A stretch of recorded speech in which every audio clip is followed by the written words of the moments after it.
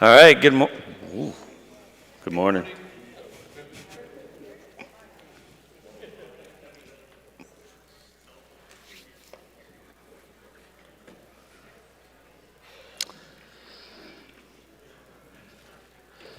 How we doing this morning? Man, that sounds different, huh? That sounds different.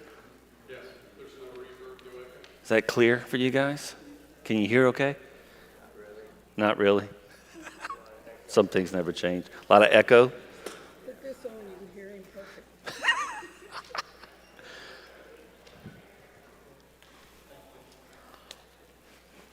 It's the sound.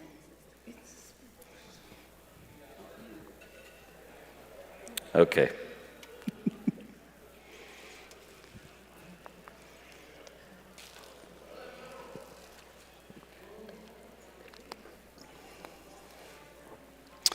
Today, we are going to be in Exodus.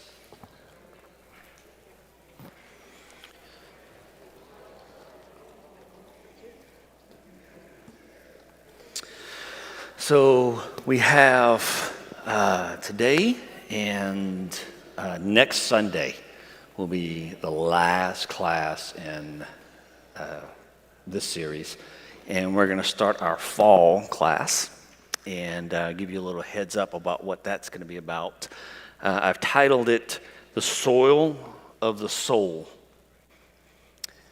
What grows depends on what's underneath.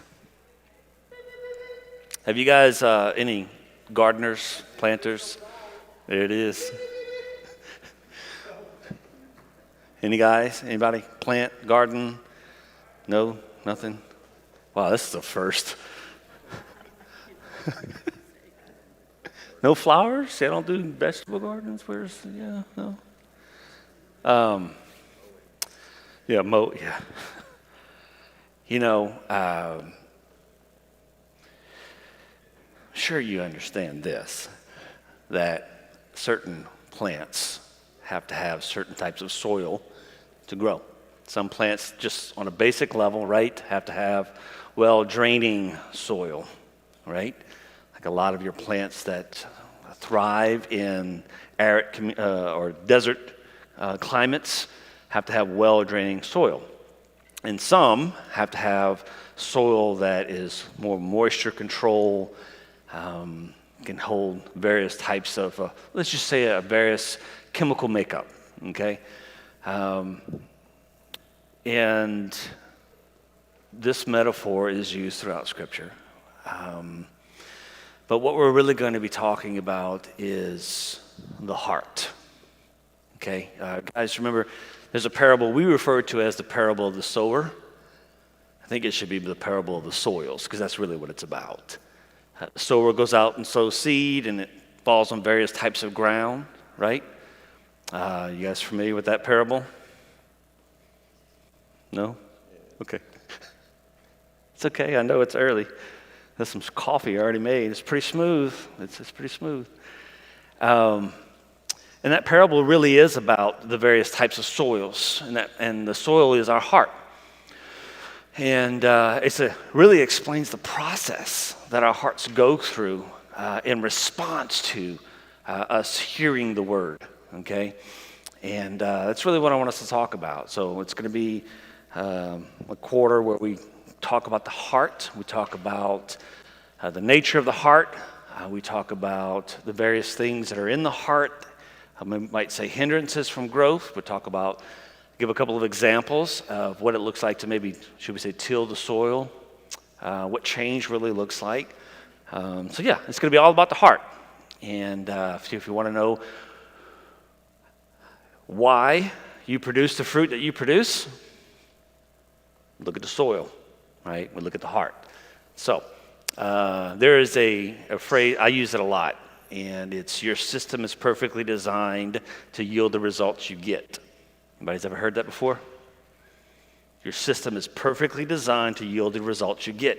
If you don't like the results, don't blame the results. You have to look at the system or the thing from which the results came. Jesus said, you'll know them by their fruits. That's the same principle, okay?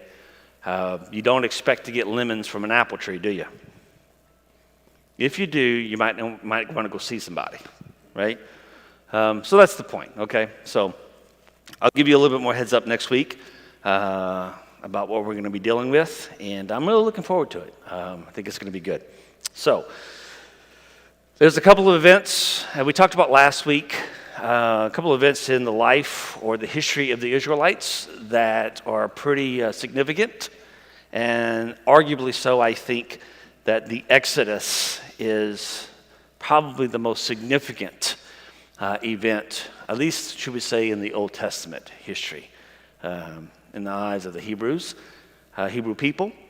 You see it reflected in laws, you see it reflected in festivals, constant things that are constantly reminding them, bringing them back to the significant point in their history, to remind them of things, to cause them to become more aware of things. It's a retelling of the story, right, over and over again. When you look at the Exodus, there's a whole lot to explore, isn't there? Whole lot you could talk about, a whole lot to explore and to analyze. So many parallels can be drawn. We talked a little bit about that last week, but what I want us to do today is take a look at Moses. And we've titled this conversation, The Weight of Our Past. The Weight of Our Past. And I think that that is one of the things that is reflected in Moses' life, and specifically his response to God's call to meet him, to bring him to greater purpose. And so I want us to talk a little bit about Moses. Moses is synonymous with Exodus, right? Yeah, when you think of Moses, you're thinking of Exodus, no question about it. To the ancient Hebrew mind, Moses is on par with maybe who? Think about Abraham. Somebody said Abraham. Significant figures in the life of the Jews and the Hebrew people, right? Abraham and Moses, over and over and over again.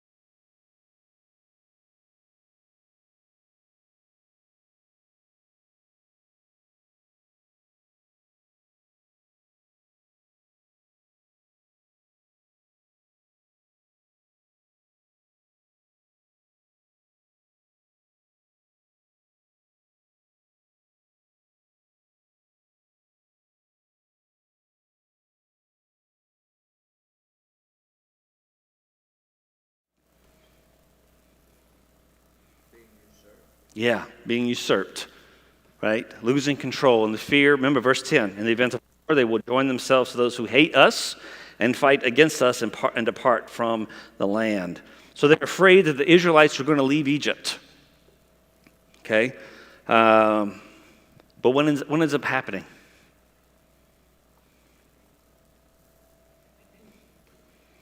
What ends up happening? Self-fulfilling prophecy. They ultimately cause the very thing that they're trying to prevent, or the thing that they're afraid of, don't they? They literally cause the very thing that they are afraid of happening. You ever done that? No. Never. Bet you have some stories then. Yes, right? Like, that's a reality. Yeah, like think about it. It is something based on our reactions to things. We could literally cause the thing that we're afraid of to happen. We can cause it to happen. And it wouldn't have happened otherwise. And that's what we see here. They literally cause the thing, which is why I think it's one of the reasons I think it's important for us to be working on being more self-aware of where we are and why we respond the way we respond, or should I say react to the things that are going on. Because oftentimes we react in ways that are not in line with what's actually going on. And we end up causing something that, well, could have been, wasn't even an issue. Okay? So this is, man, you could sit with that for a while.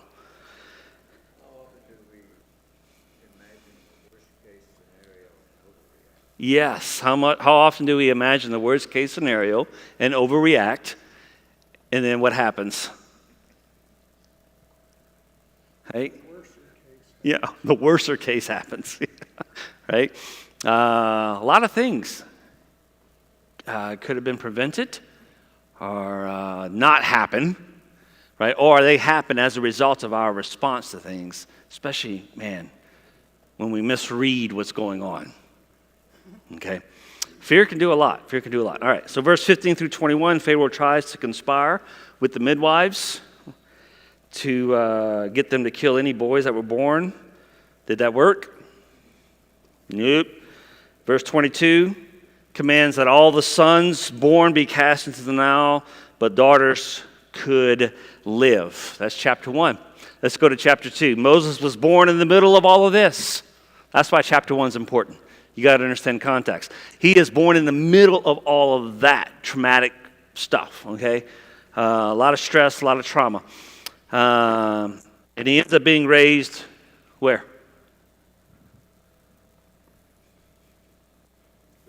In Pharaoh's house.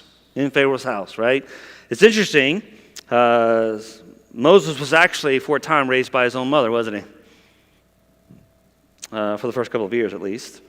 And then verse 10 of chapter 2, when the child grew older, she took him to Pharaoh's daughter, and he became her son. She named him Moses.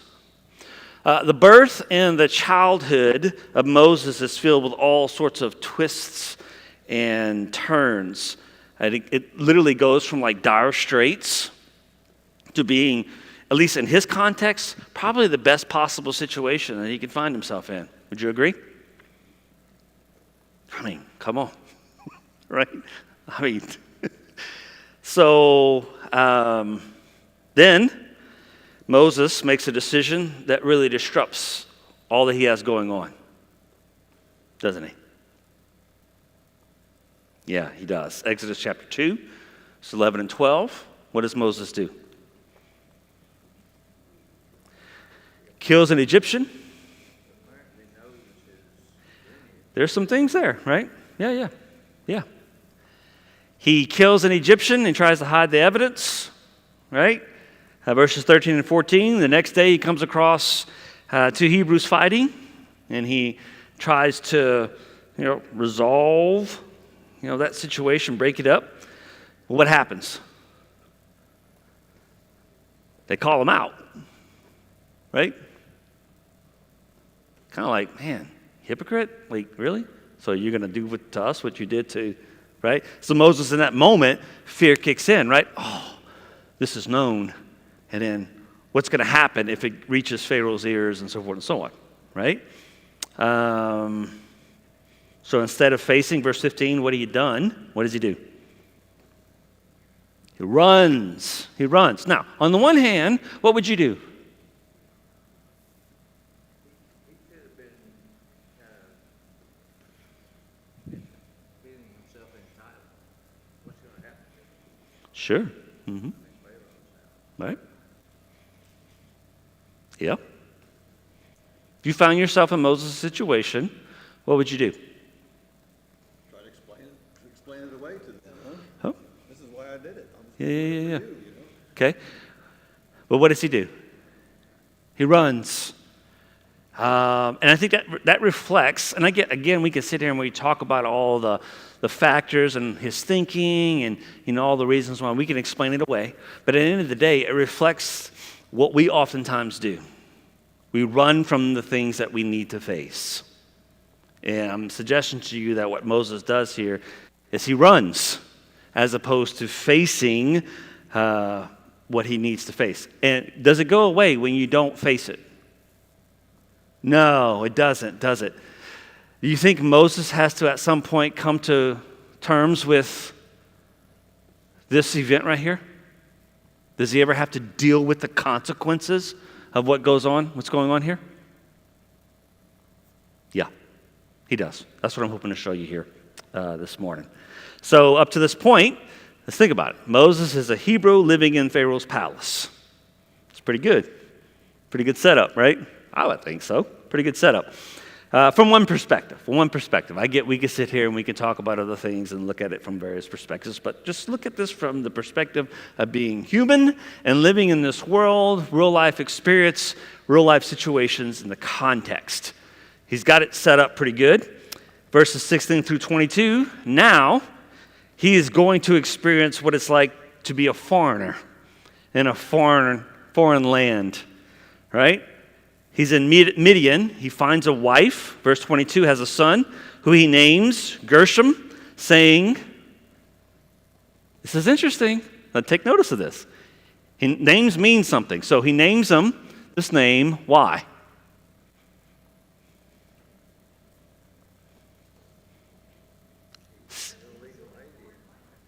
Saying, I have become a foreigner in a foreign land. Do you think that is on his mind? Do you think that has impacted him in any way? I would suggest yes. And this is a reflection of that. Okay? So keep that in mind. But the question, since we all know the rest of the story, right? How might this right here benefit Moses moving forward?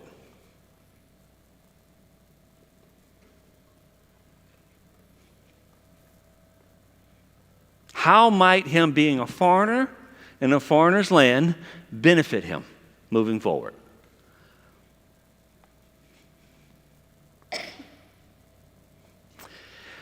Okay, Hebrew, living in the house of Pharaoh, Pharaoh's palace.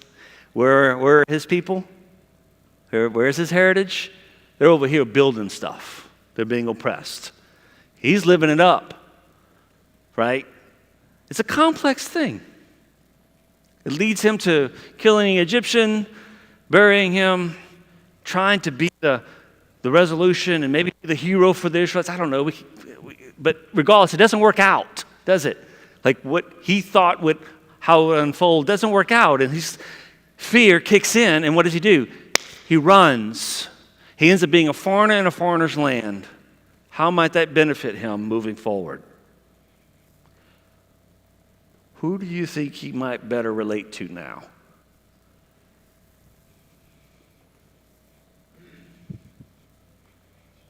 Okay, yeah.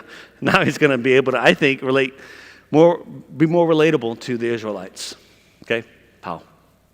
When you feel truly alone, you will fall back on the understanding and the relationship you have at the time. Yeah. And depending on your makeup, it'll get better or worse.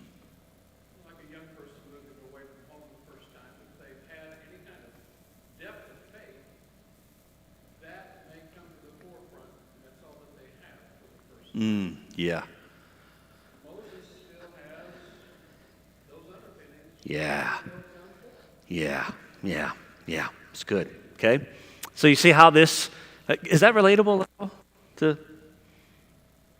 you? Man, it is to me. It is to me. So some things Moses, there's going to be some things that you're going to see as the story unfolds that Moses has to go through to prepare him for the next thing. Okay? And what we're going to go through is going to demonstrate that, right? Just like what we ourselves go through at times is actually preparing us for what comes next. You ever had that experience before? Yeah, I've come to begin to see life more from that perspective now. The things you're going through now have the potential to be preparing you for what's coming next. And sometimes I'm like, oh boy, I don't want to know what's coming next because I'm sure don't like what's going on right now, right? Ever been there? I see that. Okay, so what we're going through oftentimes prepares us for what's next, and I think that's what you see in Moses.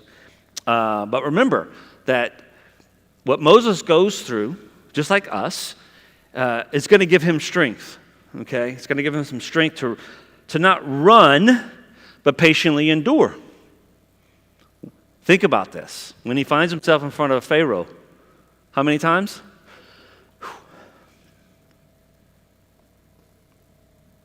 And even in light of the leaders, the elders of Israel, they're like, dude, you're making it worse for us.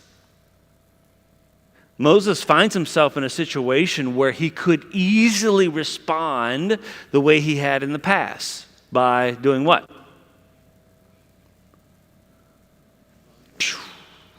But he doesn't. He doesn't. Sure. Oh, we'll get there. Yeah. We'll get there. But that's part of what he has to go through to where when he finally is in front of Pharaoh, he's back in Egypt. He's in the midst of that context once again, and it's worse off now. This is giving us a window into a process, and it's the same similar process that we ourselves go through, where we are tested and tried, gain strength and understanding, and it helps us in whatever is coming next, okay?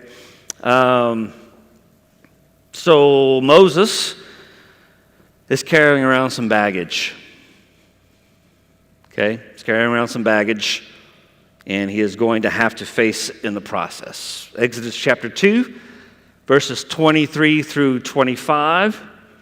God hears the cries of the Israelites, and he's concerned about it, isn't he? And he's going to do something about it, isn't he? Yeah. So he's going to use Moses to do something about it. That's interesting, isn't it? Chapter 3, verses 1 through 4. God calls out to Moses from a burning bush, and Moses responds. Verses 5 and 6, God tells him who he is, but Moses hid his face because he was afraid to look at God. Then God proceeds to tell Moses about his plans. Notice Moses' response. Verse 11. Who am I that I should go to Pharaoh and bring the Israelites out of Egypt? Who am I?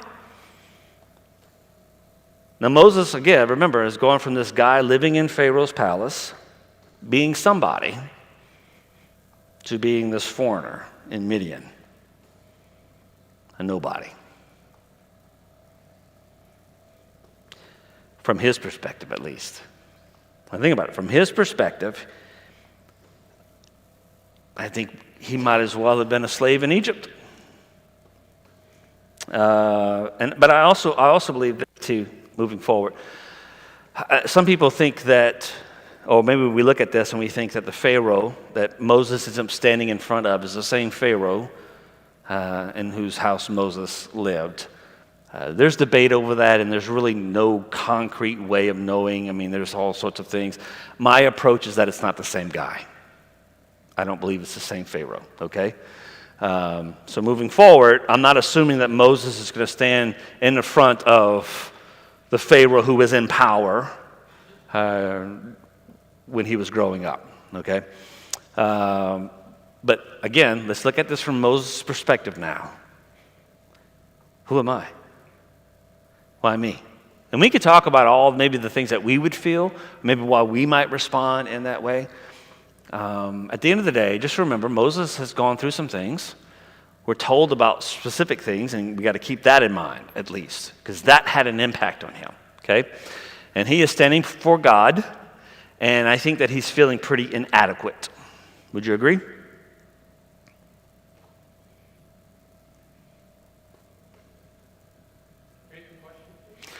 Moses is standing before, can you guys hear me okay? No? Yeah, no? There's like a whole bunch of yeses and nos. This room is like the Twilight Zone. So, Moses is now standing before God, and he's feeling pretty inadequate. Would you agree with that? Yeah, that's what I see. Okay, that's what I see. Chapter 3 and 4, God has this conversation with Moses, right? There is this back and forth. God continues to respond to Moses, assuring him, building up confidence and trust. And in fact, because there's a plan, right? In Exodus chapter 7, moving forward, fast forward, tells us, God shows Moses, listen, verse 1, God is working to put Moses in a position where he is to Pharaoh like God, and Aaron is like his what? Prophet. Okay? Prophet. How is Moses, though, in this conversation with God, how is he handling it? How's he handling it? Handling. My accent comes in. It's hard. Yeah. Okay?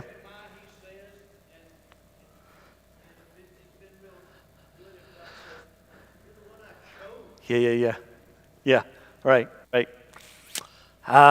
He's struggling with it all. He is, right? Which comes from the pit of struggle. Like, there's some real tension, real wrestling that's going on inside of Moses. Exodus chapter 4, verse 10, Moses said to the Lord, "Pardon your servant, Lord. I have never been eloquent, neither in the past nor since you have spoken to your servant. I am slow of speech and tongue." The Lord said to him, "Who gave human beings their mouths? Who makes them deaf or mute? Who gives them sight or makes them blind? Is it not I, the Lord? Now go. I will help you speak and will teach you what to say." But Moses said, "Pardon your servant, Lord. Please send someone else." Right? Over and over again. And then something very historic happens in Scripture. The Lord's anger burned. Literally, Hebrew language is fascinating to me. Literally, his nose burned towards Moses. In fact, when it says the Lord is slow to anger, he's long-nosed. It's really fascinating, right? It's really interesting. Anyways, but this is the first time in the text that literally mentions God was angry. But what's going on here? What's the context? What's happening? The Lord heard the cry, and he's wanting to do something about it. I think the important thing to focus on here is more the fact that in light of the Lord hearing the cry and wanting to do something about it, you have Moses whom the Lord is going to say, "Hey, I'm going to go with you, give you a call. Like, we're going to do this." Moses' response, his reaction to this, should I say, is a hindrance to what the Lord is wanting to do. I think this is less about Moses and more about, oh, wait a minute, what the Lord is wanting to do about the cry. He hears the cry, he's wanting to address that, right? Wanting to address that. But this is also something very interesting here. Moses says over and over he doesn't want to do it, like 5 times, right? Like over and over, I don't want to do this, I don't want to do this, right? What is God's response to that? Let me remove your I'm going to provide a solution for you, right? It's interesting because his nose burns hot in the Hebrew, and then it cools down very quickly. Chuck. Moses is close to being found fighting against God. Yeah. So the Lord is angry, right, against Moses, and he said, "What about your brother, Aaron the Levite?" You see how quick the solution came? You see that? There's no festering in anger. Okay? I think this is why I say I think the Lord's response here is in light of the context. People are hurting. The Lord is here. He's going to provide redemption. Right? But there's someone standing in the way who doesn't see the part that they themselves can play. And very quickly, though, God provides the solution and the means to do the thing, right, to help Moses. Yes, sir. There must have been something about Moses that God didn't just bypass him and go. Uh-huh. Mm-hmm. Yeah. Yeah, maybe so. Pal? There's, if we understand, if we believe that the Almighty knows what's going on and dips into the history of humankind, Mm-hmm. make His will happen. We also can see, it would appear there's a lot of grace here. He's allowing Moses to grow into the will. Yeah. Already know it. He's gonna whine and he's gonna grind. Mm-hmm. He's a lot like some of us. Mm-hmm. But it allows him the grace to grow into that role. Yeah. Which is why he says, listen, what about your brother, Aaron, the Levite, right? I know he can speak well. He is already on his way to meet you, and he will be glad to see you. You shall speak, verse 15, to him, and put words in his mouth. I will help both of you speak, and will teach you what to do. So in this moment, I would suggest that Moses is feeling pretty inadequate. Something is holding him back, right? What is it? What do you think it is? Inadequate, the idea of just not being good enough is what I mean by that, okay? What do you think it is? Outstanding 40-year murder. I mean, come on.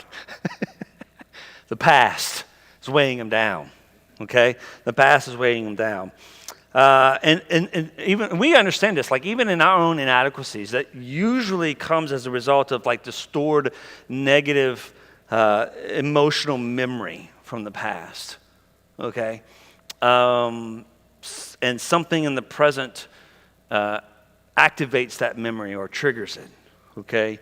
And we start to feel inadequate. That's how at least it works in my life. We know that to be the human experience.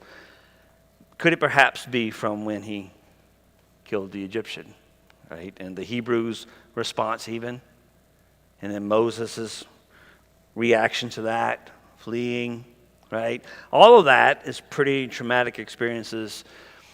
No doubt has it had an impact, and we can't escape the impact that it had on him, and neither can he. Okay? Do you see how this reflects what we go through at times?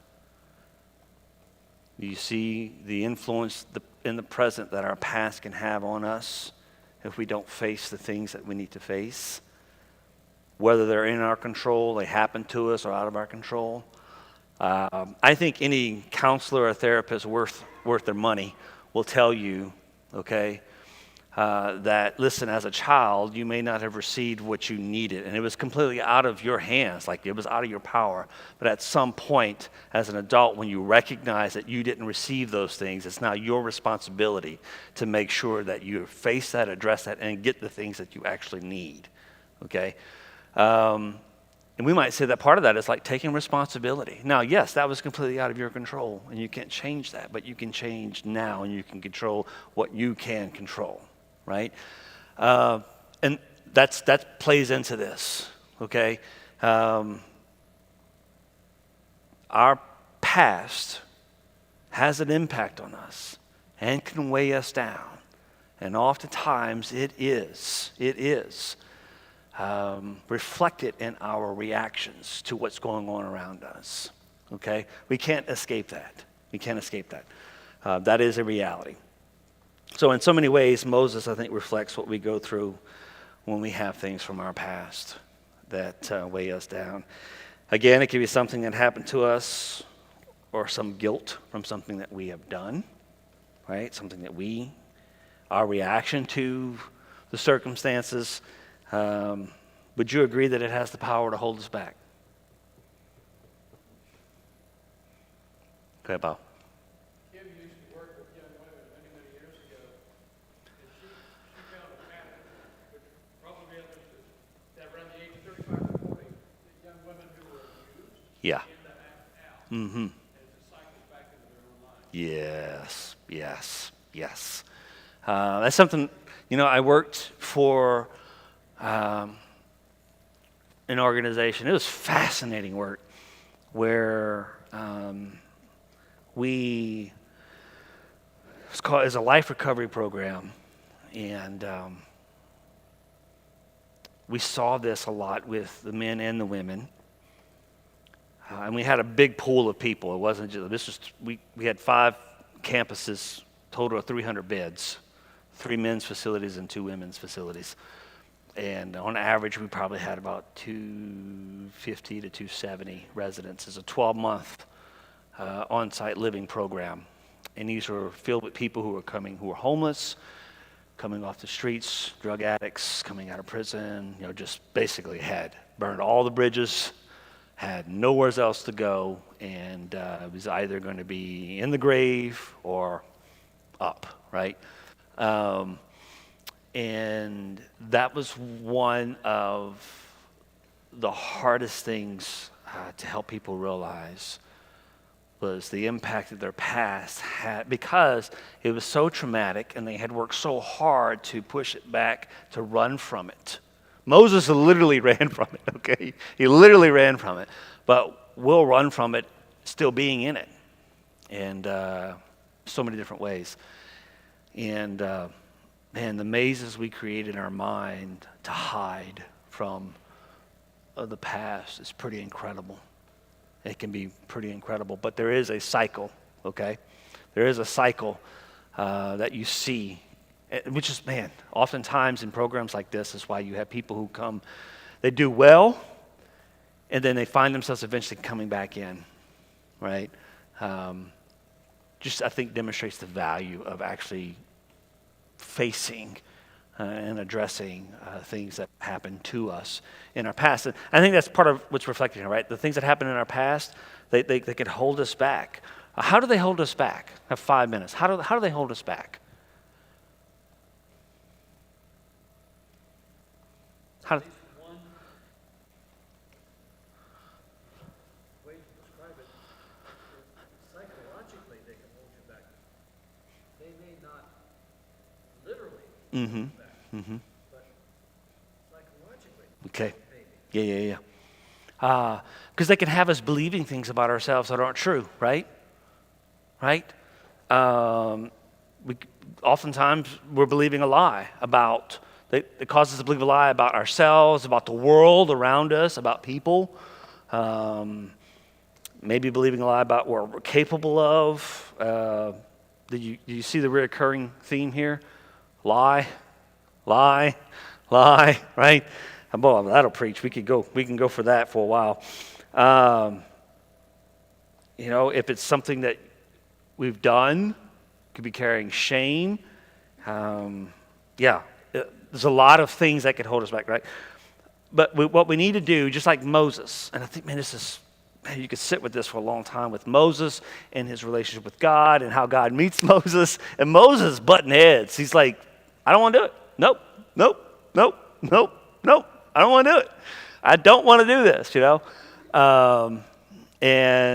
But the thing that Moses had to learn is the same thing that we have to learn, and something I think that's really important, right? The things that maybe we have gone through, we have done, or have been done to us, we're serious. And could have been very serious, and we don't deny that, right? What Moses did, was it serious? Yes. We're not, diminishing any of that. Yet, God was right there ready to meet Moses with a greater purpose, wasn't he? Yeah, he was. Showing him that he was not inadequate. Okay? Regardless of what Moses thought of himself. Now, Moses still struggles, doesn't he? Yeah, he does. Even after the Exodus, does he struggle? Oh, yeah. You see it surface. I guarantee you it probably surfaces more often than the story tells us. But we do see it surface in some pretty important moments, right? Moses seemed to have a temper. He seemed to get frustrated. He gets angry, like all of us, right? Maybe you might even argue that maybe some pride comes to the surface. But where's God through all of that? Still right there with him, just like he's still right here with us, giving us greater reason and purpose. And reason to live by faith, right? To trust. Even, even in the middle of our doubts of being adequate to do things, right? Can you still trust? Yeah. And oftentimes our doubt, Moses had to learn where to put his trust at. Because when God said, you're going to go do this, Moses is thinking about himself, right? Where's his trust seem to be in that moment? In himself. Yeah. Moses, you're not alone, buddy. No. Trust me. This is how this is going to work, okay? And listen, God's still right there with us, giving us reason to live by faith, teaching us that we're not inadequate even in our struggles and failures if we just live by faith. Okay? I think this is what the narrative of Moses' struggles at least reflects to us. Okay, do you guys see that? Fascinating, right? Okay, you got 30 seconds. Complete dichotomy at the bush. I am who, in English, beautiful. I am who I am.